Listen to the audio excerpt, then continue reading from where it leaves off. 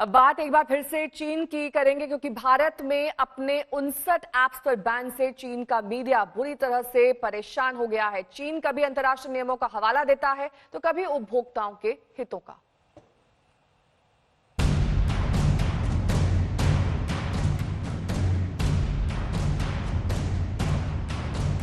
चीन के 59 ऐप पर भारत ने बैन क्या लगाया, चीन के बाजार में हड़कंप मच गया।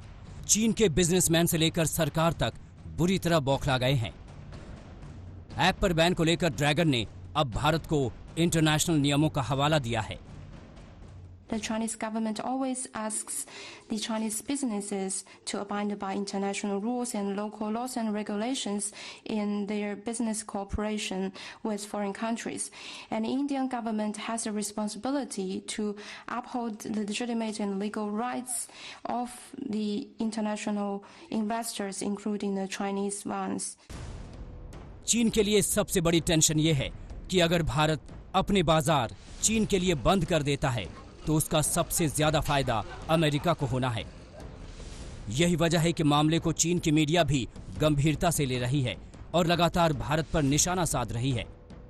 भारत में चीन के दूतावास की भी मामले में प्रतिक्रिया आई है, जिसने उपभोक्ताओं के हितों का हवाला दिया है। चीनी पक्ष गंभीरता से इस मुद्दे को लेकर चिंतित है और इस तरह की कार्रवाई का दृढ़ता से विरोध करता है। ये इंटरनेशनल व्यापार और ई कॉमर्स के खिलाफ है, ये उपभोक्ता के हितों के खिलाफ है।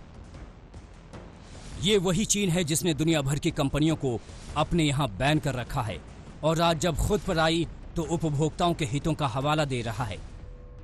चीनी मोबाइल ऐप्स पर बैन का फैसला भारत के आईटी मंत्रालय ने आईटी एक्ट के सेक्शन 69A के तहत लिया।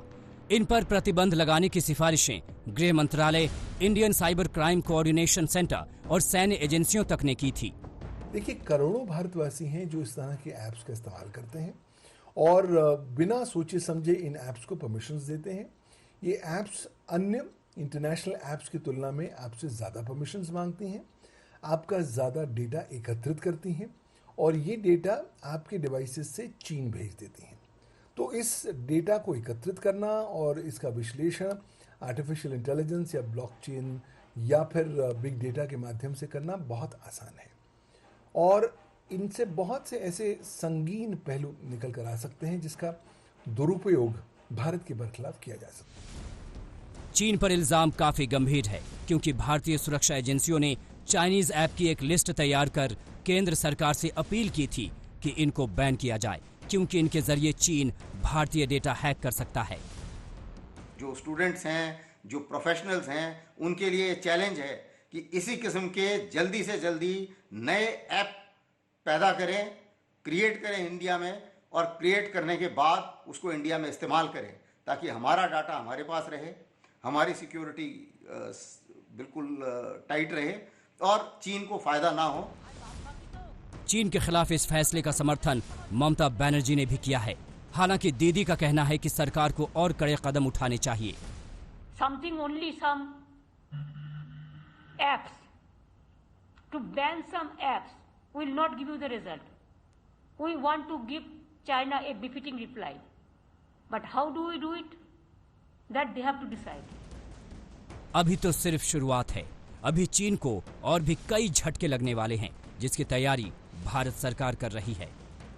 दिल्ली से हिमांशु मिश्रा के साथ आज तक ब्यूरो।